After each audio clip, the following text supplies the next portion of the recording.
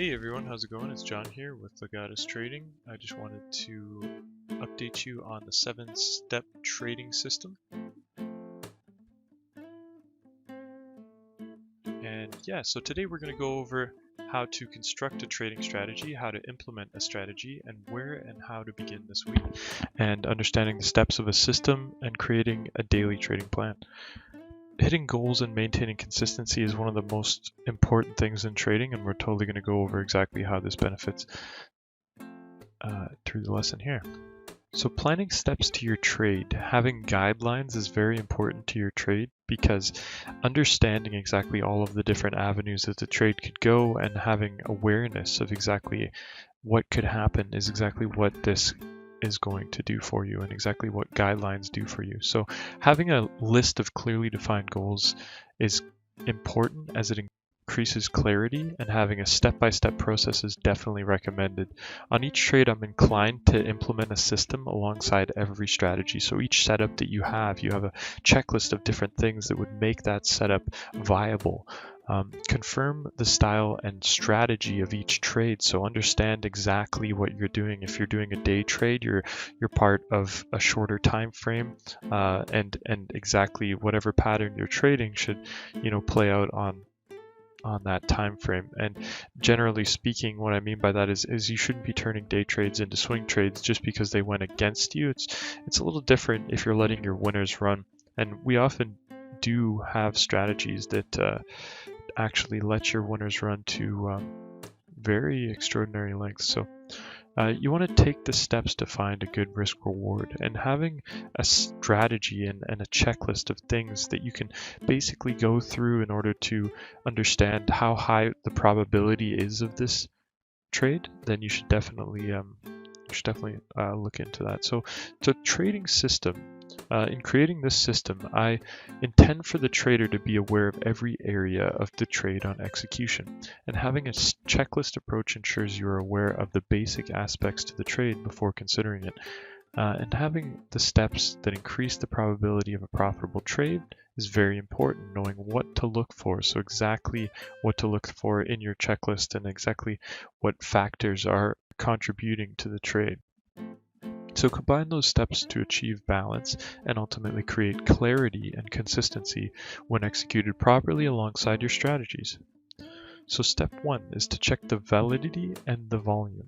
So first you check the volume. Is there enough regularly? If it is higher, how come? Because of news? So one major thing that you want to look for is there enough volume to be able to trade the security? Now, a lot of people that trade options and stocks, you might come into an options contract that might not have enough volume for you to get out after you've got in. So you definitely want to make sure that there's enough people trading whatever you're trading for you to be able to get in and out effectively. And is it realistic to trade this stock or security? Like, does it have enough volume as well as a clear chart? For instance, is the chart readable and does it present patterns regularly? Is there news or earnings pending? That's important to know. And does the stock actually try to move alongside another sector or index, or perhaps is waiting for some important news article that could move it along with its sector? So you want to check the validity of the volume and the volume profile with the level 2 as well. So understanding exactly where the orders are stacked up on your level 2 could be very important, especially if you're trading stocks and options. Checking if the spread is tight enough to trade on is another huge thing. So like when you do get into this trade, does it immediately give you a loss on that trade because the spread is so wide that you can't buy at the current price because there's such a lack of volume that you can't get in exactly where the current price is, that you actually have to buy lower? So there is some instances where it's like that when you get a wide spread or something that's not actively traded by many people. You might run into that issue. So you want to check all of these things when you're getting into a trade. So the validity, the realistic aspects of the trade, like, is this stock realistic to get into? Is this commodity trading properly? It's very important to check. So step 2, you want to check the volatility. So step 2, you want to check the volatility. Does this security move enough to make patterns or have clear setups regularly? The tightness of the Bollinger Bands on multiple timeframes can be a good indication of pending volatility. And does this security currently have a higher ATR, or is it ranging in a range? Like you can see on the background here, is it actually ranging in a different in a channel? Is it a one-time move or a pump and dump? Is this something that's going to regularly occur within the next few candles, or is it something that is likely to phase out whenever the news has phased out? Or is it in a channel where people can actively take opportunities on it regularly? So what I wanted to do here is actually show you guys how we can use Bollinger Bands in order to determine volatility. So as we can see, when the stock is trading at a tighter range and where there's a lower amount of movement, you can see that the Bollinger Bands actually tighten. And through that tightening, through a prolonged period of time, we actually get larger movements that will occur as a result. And as you can see, as the candles are starting to get larger and the movements are starting to get bigger, we can see that the Bollinger Bands actually spread farther apart. Now this is one indication that you can use for checking volatility. Step 3 is the distance from the mean. So is the price far away from its average in the current trading range, or is the price currently above or below the VWAP? Are we relatively farther from it than usual? That's another major question that we can answer here soon. And is the price trading in an area that is more overextended than it has ever been, potentially putting the trend in jeopardy? So now I'll take your attention over to the Russell 2000 again, and what we'll do here is we'll actually go ahead and apply the volume weighted average price, which is the VWAP, and we will also apply the MMAR, moving average ribbons. So this is another really cool tool that we can use in order to determine the distance from the mean, because what it does is the volume weighted average price gives us the average price of all of the shares traded that day. And then we also have the moving average ribbon, which plots multiple moving averages that gives us a different idea of exactly what it is doing relative to its short-term range. So as we can see, when it gets far away from the VWAP to the upside, and then it also strays farther away from all of the other smaller moving averages, and it exceeds the third standard deviation of the VWAP, then we can definitely assume that it is in a reversal territory, and we can start looking for resistance lines and a divergence in momentum, which we'll shortly get to. But I just quickly wanted to show you exactly how we could get an idea of where the mean is. Now there's another cool tool on TradingView that you can actually use called the anchored VWAP, where you can actually plot your own VWAP from any current price. So say for instance, if you wanted to go onto the 5-year chart, you can see that there's currently no VWAP there, even though I still have it applied. And as a result of this, what you can do is you can actually click your anchored VWAP and click on the substantial lows or highs or multiple areas in the trend and get yourself an idea of exactly where the volume weighted average price is for any time frame. Step 4 is going to be trend lines and patterns. The support and resistance should be a priority when analyzing with trend lines and patterns, as you know, when you plot a trend line, it analyzes that trend is in whichever direction the trend line is pointing. And then what we will also look for is whether or not the price is currently above or below that trend line. So if it is below the trend line is acting as resistance, and if the price is above the trend line, it's acting as support. And keep in mind the top-down approach is generally the most effective way to collect the most information on your chart when you're day trading, especially, and trying to find shorter term entries. You want to be aware of every single trend line that can be important on the daily time frame, as well as the hourly and 15-minute. So you want to check if there's any obvious patterns, because trend lines often create patterns, and we can see that trend lines definitely are important when broken. So when a trend line is broken, it naturally creates a new trend. And if it is a stock, does it follow the trend or momentum of the market? If so, you might want to check your trend lines on that market or sector in particular as well. So now if I take your attention over to the Russell again, as I mentioned, what you would like to do when analyzing for a day trading chart is to actually get your daily chart or weekly chart out originally and ensure that you have any very necessary support or resistance lines that could be affecting current price in the near future. So you want to identify which support and resistance levels we could potentially be running into in the coming future, and then color coding them with whichever color will stand out to you as the daily chart, and then moving in on shorter time frames and color coding them accordingly. So generally speaking, you can make the longer time frames a thicker line, or you can make them dashed or dotted, or you could also change the colors appropriately to ensure that you have all of the trend lines on there. So once, for instance, you've done the daily, you would move into the hourly, and then draw in your support and resistance lines accordingly, and ensure that you have each potential support and resistance line that you're satisfied with. And perhaps if you do find a pattern, such as this one, a symmetrical triangle may appear as you're drawing your support and resistance lines in, you can identify such pattern with a color. And for instance, if it's not on the daily, it's on the hourly, we might change the thickness of that line to a lighter thickness. And of course, drawing in other tools such as Fibonacci's can be of great use when trying to analyze a stock from a top-down approach. And of course, as you move in closer and closer, you would see that as we meet these longer-term trend lines, we definitely can use them on a regular basis. So you can continue to draw in your support and resistance lines on your 1 minute. You can even go ahead and color code them as support or resistance. So for instance, you could put support as green and resistance as red. So step 5 is going to be strength and momentum. Does the price have enough strength to break its support or resistance areas? Now that you've identified the trend, is that trend going to hold is the next question. So is there a divergence on a momentum indicator?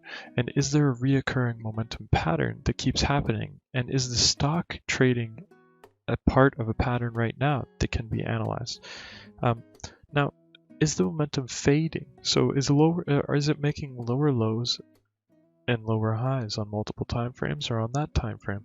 Is the slightest sight of that on any time frame can be a good indication of exhaustion. So if I take your attention back over to the Russell 2000, as we can see, we can apply our momentum and strength indicators, two of my favorite being the RSI and MACD. So I like to use these indicators to confirm the strength of a trend and the strength of a pattern. So for instance, we can look for bearish divergences, or we can look for weakness when there is strength. So for instance, on this move that we analyzed earlier, we can say there is a trend line here. This is the trend line that's holding it up. One major thing that we can see is a loss of momentum compared to these two highs. So on high number 1, we have a clear high on the MACD, and on high number 2, we have a clearly defined high. But high number 2 on our momentum, on our MACD indicator, we can see is that a clear loss. This is what we call a bearish divergence. Now what this does is it means that the trend that we've just drawn, the support line holding this whole trend up, is actually in jeopardy and is likely to break because of the loss of momentum. Step 6 is reviewing your situation and determining the risk and reward of the trade. So does the risk outweigh the reward? If looking at this as a ratio helps, then do that. So is it a 5-to-1, a 10-to-1 risk-reward ratio? How much are you risking for your reward? Analyzing your current buying power and determining the amount that you should put into the trade is very important. So do you have enough capital to trade this contract? Are you going to be over leveraged if you get involved with this trade? is this trade a high or low probability setup as well? So if you have the ability to buy many, should you? And what is the probability of getting of this stock or security getting to the price target? So through your analysis of the system, what is the probability of it getting to the price target? So you base your risk reward off of whether or not it's fitting the requirements of the system and strategy at hand. So check your ability to build a position or to scale in, and if it is the right time to do so. So if this trade only allows you to get in once, should you here or should you wait for the next higher probability entry? In most cases, patience pays. Step 7 is to consult your day trading chart to determine your execution. So is this stock exactly on the trend line? Is it coming close? What does the momentum look like? Are we far from the mean still? Is there signs of weakness? How many support and resistance lines have been broken on the way to the next zone? Like, where are we now? Have we responded to the previous levels, or do we just blow right through them? If this is on a trend line, how's the velocity of what you got there? So pretty much like, is it moving really hard? Is it just started moving? Has it been moving like this for a prolonged period of time? Has it ever moved like this before?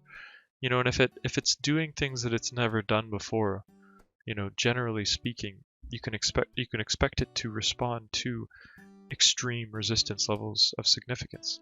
So you'd want to analyze and apply your system to each one of those extreme resistance levels and ensure that you have all of the steps checked. And if we're part of a pattern, would it still make sense if we got to the next resistance zone? So if it's making a falling wedge and it spike bottoms, how far can it spike bottom before it's not a rising wedge anymore? Is the pattern still at hand? So this is the 7-step trading system. So you want to check your validity and volume.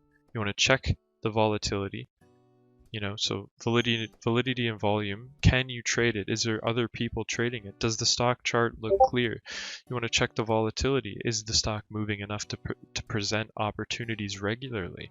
And does it move frequently or more than the major indexes or sectors that it's currently trading in? Now, then once you've determined that, you look at how far away is it from its mean? Is it extremely overextended? Is it in the mid-range? Or is it higher than it's ever been or lower than it's ever been? You want to check that. And then once you've determined that it's at an extreme, or maybe not, trend lines and patterns could be in play. So what you would do is you would identify those trend lines and patterns, identify your support and resistance and any rising or falling wedges and double tops and bottoms or head and shoulders patterns and the works. And then once you've determined that there is a trend or a pattern at play that is preferably far away from the mean so that it can revert back to it, you would want to check the strength and momentum as step 5. So is this pattern likely to fail because of a lack of momentum? Or is it likely to play out with an extreme divergence and an overextension that has been unseen before?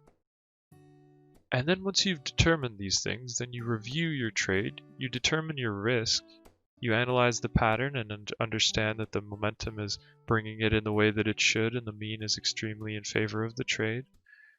Then you determine the risk of this trade by allocating exactly how much you're willing to lose and exactly how much you're willing to make and exactly how much you should allocate to this trade based on whether or not it's a high probability or low probability trade, which would come down to whether or not it fits the requirements of the system and your strategy at hand. So once you've done that, then you look to execute the trade. Once you've determined the risk and you've decided that the pattern is something that you want to take, then you understand the risk based on multiple correlating factors, that you have the mean reversion and the trend lines and patterns and the strength and momentum is all in favor and the volatility is there and the volume is there and it's all in favor of your trade. And any other aspects that could potentially be affecting it are also in favor. Then you can determine a good risk reward, which would then lead you to your execution, which would have other ramifications such as which may have other ramifications such as never buying at the bottom, or never buying at the high of a red candle, and never buying at the high of a red candle, or never shorting at the low of a red one. So never buying at the high of a green candle and never shorting at the low of a red one, or other tips and tricks that you may have that can benefit the sector or security that you're currently trading. So you will have to use discretion to determine how many predictable factors this trade has on its side. The more positive predictable factors you see and the lack of negative ones can then determine the risk of the trade. So high probability versus low probability trading. So mid-range trades where we're near the view app carry increased risk and are mostly low probability. Overextended setups would result in higher probability opportunities as stocks like to revert back to the mean, but you can tell a quick scalp from a large move when analyzing the current trend and looking out for the length of the trend and time frame. And apply Fibonacci levels, understanding that without a loss of momentum and distance from the mean and a chart pattern, it technically would have a harder chance retracing. Trades that fit a system only increase the probability as they follow rules. So common obstacles, when the trade is going against you and you're going to get stopped out, should you add or move your stop or look for a new entry? So that gets down to, is the trade still there? So one thing that I often tell people to avoid emotions is to not focus on the profit and loss as much as the trade itself and the pattern and the system. So if you find yourself worrying or feeling emotional about your trade, and this goes both ways, it can screw you up when you see the profit. It makes you want to take it before the trade's done. So I'm not only talking to the people that have lost out there, I'm talking to everyone. And whether or not this affects you is definitely important. So if the trade is still there, then you may be able to look for a new entry at the following support or resistance level.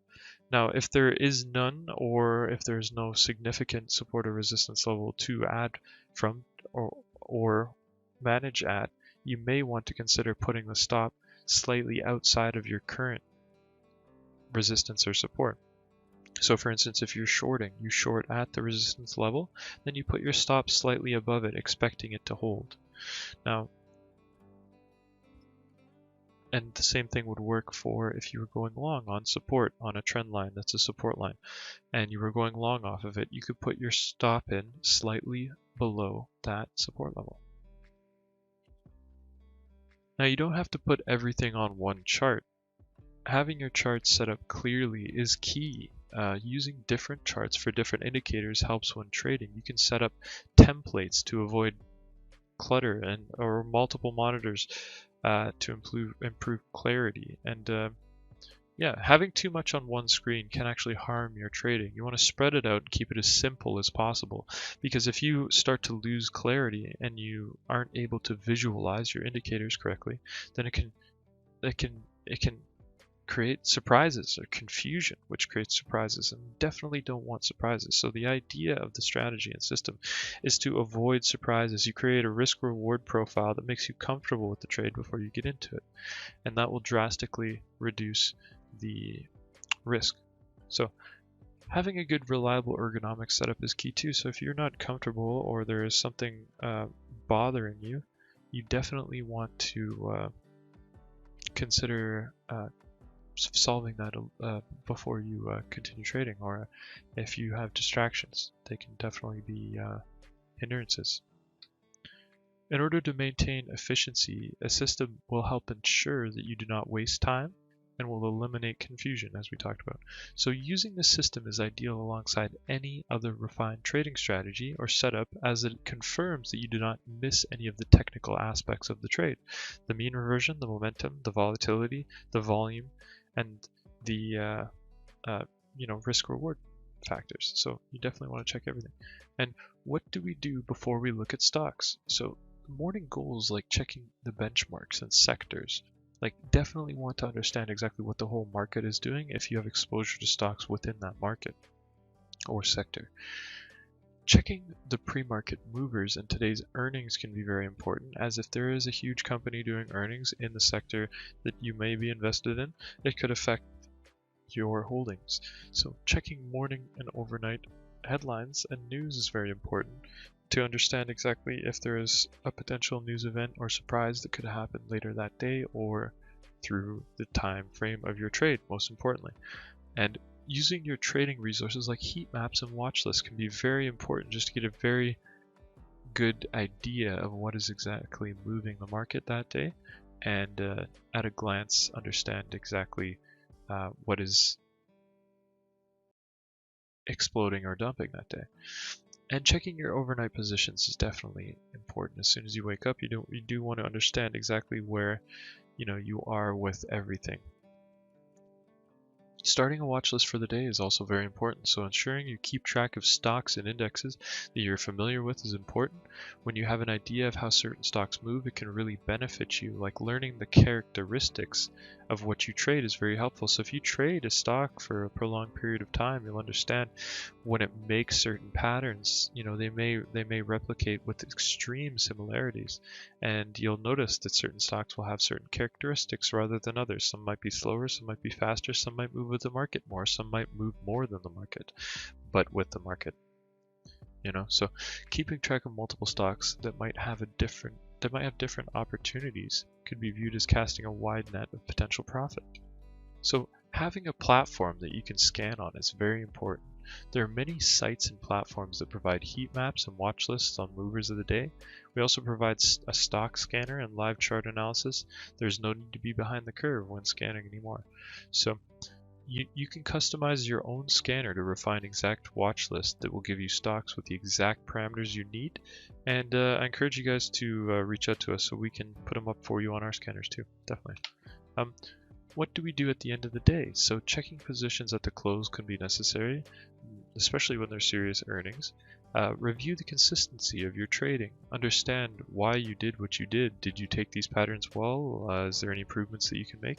And any serious moments of the day or lessons learned should be written down and revised. So before the market closes, you want to make sure that you close out of any day trades that were intended to be day trades, or check your open order book to ensure that you don't have any orders sitting in there that could get filled at the close. So learning really begins right after you have the conceptual understanding of why and how the price moves. And our videos and live training sessions, combined with the vast expertise of our community, provide the tools required to achieve consistency. And you can see this throughout every single person that comes through, is they have this learning curve. Anybody that wants to learn with us is definitely welcome to ask all of the questions and understand all of the analysis that we put out there every single day. So having a mentor to bounce questions off of can improve your learning curve drastically. And I encourage you guys to ask questions in the chat as much as possible, and you'll find answers. So worthy goals, being able to find an excess of trades on your own platform. So you yourself, not requiring another person or chat room or anything to actually trade yourself, but actually understanding exactly what to do and exactly what to look for, and actually waking up confident that you understand how your day is going to look today. Not what's the market going to do to me today, but what am I going to do to the market today. So that's how you want to, that's how we are, and that's how I exactly want to get every single person to in this community. And we can see the results of the vast amount that have been learning with us, and it's definitely on the right track. So you want to get set up with a realistic plan and knowledge of a system on how they work so that you can implement the strategies and result in a profit and consistency. You want to develop good trading habits which result in confidence throughout regular consistency. And you want to install a trading platform if you're first setting up and you are going to use the professional platform to trade on eventually. So you should probably practice on that one so long as it meets your requirements. And you want to select a charting platform if needed. TradingView is a great one. It's the one I like to use across all the different brokers that I use. I like to use TradingView to chart on, as they have the most tools and they are they have all the bells and whistles that I need. So asking questions and ensuring that you understand the analysis on the chart and learn strategies to implement. So you want to have a firm idea of what your system is and what your goals are on every execution as well. So what indicators and tools do you use to visualize trend, average or mean, momentum, volume, and volatility effectively? So these are things that can be used or looked at in every single trade. You want to see, like, how are you looking at each one of these things? Like, do you use trend lines and Fibonacci's to determine trend and support and resistance? Do you use the VWAP and Bollinger Bands to determine the average or mean, or perhaps the Madrid moving averages, sorry? And then the momentum, you use, there's a vast amount of momentum oscillators and indicators out there that you can use, such as the RSI and the MACD as two of my favorite ones. And the volume and volatility, do you use the volume profile? We have a whole video on how to use volume profile as well, and it's another great way to really get an idea of where people like to trade your security. And does it move a lot? Like, you can check your Bollinger Bands, and you can check the ATR, you can check a few other indicators as well, but is the stock moving? That's something you can just see by looking at the price as well, and understanding exactly whether or not it's presenting opportunities through patterns and so on. So those are things you really want to look into. So you want to identify and create a watch list. You want to scan through those potential candidates for a setup that fits your system requirements, and use your technical tools to draw your analysis on your chart. Once your system indicates an optimal opportunity, you want to implement your entry strategy. And then when the trade is placed, you are then required to actively manage it within your predetermined risk limit. So yeah, join us every Sunday at 5 Eastern for our class. Check out our Facebook for more information as well. And I hope you enjoyed. Let me know if you have any questions, and feel free to post them in the chat, and join us at 9 every morning.